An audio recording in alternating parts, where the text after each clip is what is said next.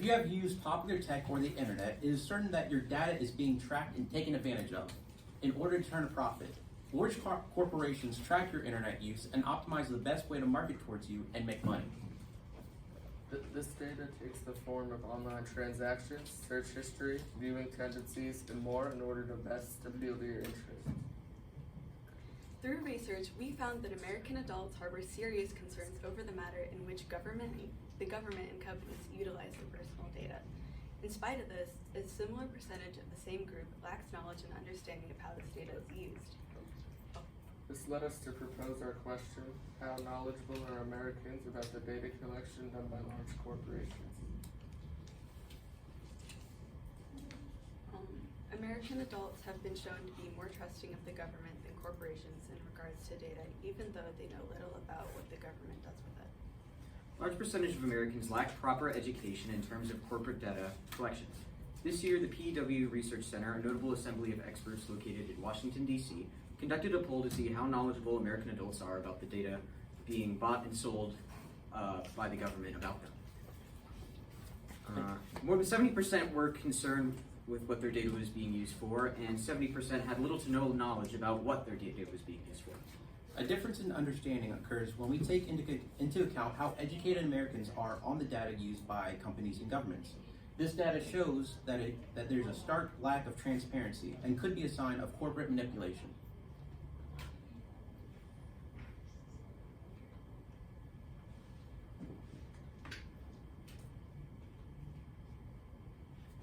One example of how this data could potentially be used is tailored advertisements. Imagine that you want to buy a pizza from an online site. You buy the pizza, and soon the fact that the pizza is that you bought the pizza at all is sent across the web. Bought by the browser, and finally sold off to advertisers. It's not unlikely that by dinner time the next day, you'll get an advertisement for pizza and hopefully buy from that site again.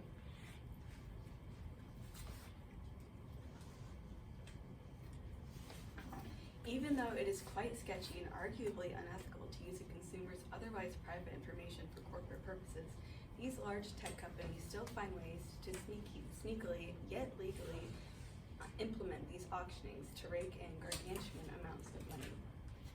By the use of clever loopholes and thought-out wording and defensive legal claims, large companies manage to consistently stay out of trouble. To try to combat this, several new privacy laws are being worked on, several of which have gone into effect this year.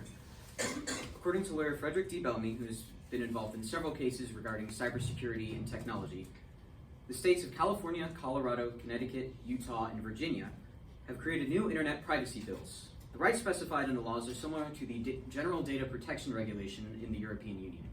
The Government Surveillance Reform Act of 2023 was recently introduced in Congress, a massive reform act that could seriously change the landscape of data privacy. The bill reportedly is over 200 pages long and mainly focuses on unauthorized data collection done by the government.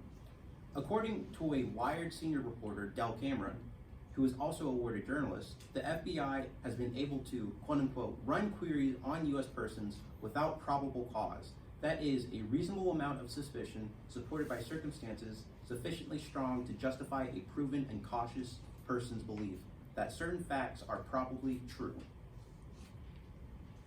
Because the government has been able to find loopholes for this in the past, and this new bill plans to shut this down. After learning this, we realized that if the FBI can find loopholes around privacy law, then other companies might too. This brings us back to the topic of real-time bidding. Real-time bidding is used by large companies as a way to get around vague privacy laws.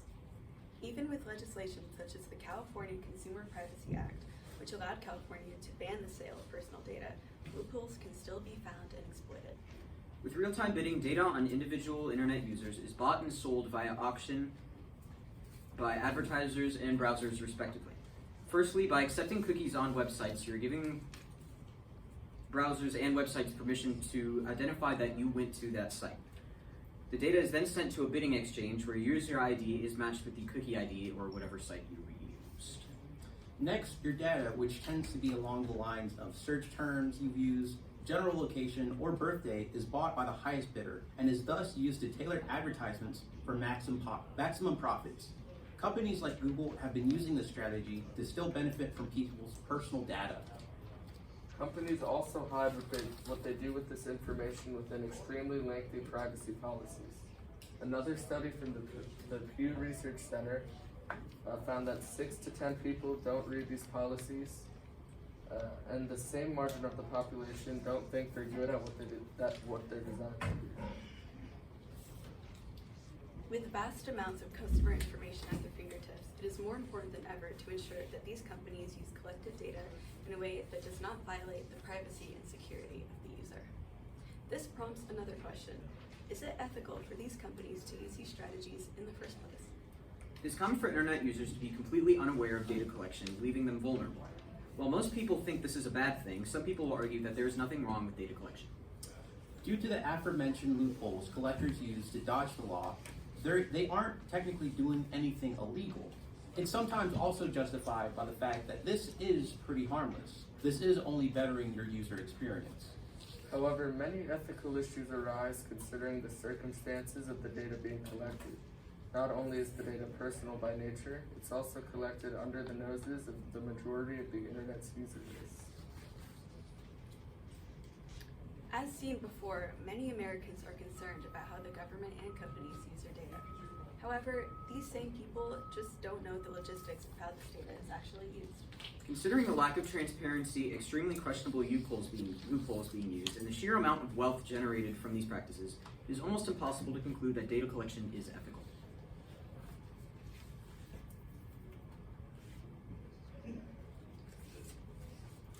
Overall, it's important to remember to be aware of large-scale data collection and to better handle the use of the internet. That brings us to our final conclusion to our question. Most American adults are aware of data collection, but not educated on the specific data being tracked. This has led to a disconnect between the citizens who are concerned about but unwilling to fight for their privacy. It's become socially acceptable to share data online for this reason. And that fact has been repeatedly exploited by both governments and companies for profit. But what incentivizes data collection aside from financial gain? In 2020, there was a global pandemic involving the COVID-19 disease. Chinese government used data from the tech giant Tencent and mobile phone data to track the spread of COVID. Tracking data can have a variety of uses and very little including monetary gain. Very little to include monetary gain. Whatever it may be used for is up to whoever you choose to give it to. Being knowledgeable of how and where your data is being used can be a massive advantage in today's society. And with that, we conclude our presentation. Thank you for your time. We are now open to questions. Good job. Okay. You want to clap? We can clap. That was at 8 minutes and 8 seconds. So very close. So, all right. So this is to Will. What is a way in which your team's resolution makes you think differently about your own individual research? I think that the conclusions were similar to what I found in a lot of my sources. So I think it could make the conclusion really strong if you found a lot of different sources with the same conclusion while you're researching. Okay, good job. All right, Sophia. Give one specific way that your thinking changed as a result of learning about one of your teammates' findings. I was previously under the impression that both identity and other data would increase exponentially as time goes on, or the theft of data and identity theft, that would increase as time goes on. But through Will's research, I discovered that the costs of identity fraud have essentially remained stagnant over the last few years, potentially due to more advanced security. So that opened my mind to, well, it made me, it changed my perspective on how you should research something that I shouldn't assume. Okay, good. All right, Brayden. What is an example of a compelling argument from one of your peers' individual reports that you decided to exclude from your team's presentation and why? One argument that we excluded that I thought was it worked, but it didn't work with what we were going for specifically, was the leaking and the hacking of information that's stored by these companies. We wanted to focus on what these companies do and how they what they do with your data.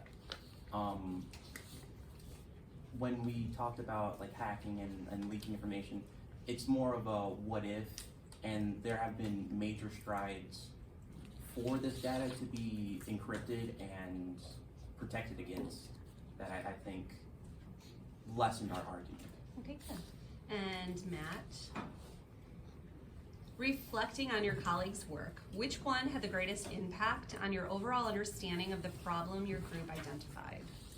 I think Braden's research probably had the biggest impact because we were able to get both all of the real-time bidding information came from him, so most of our information on how everything actually worked, Braden found, and then also some of the information in the beginning on people's knowledge about data collection and what they knew about it, and if they were concerned, that also came from Braden. Okay, good job, guys. Way to go.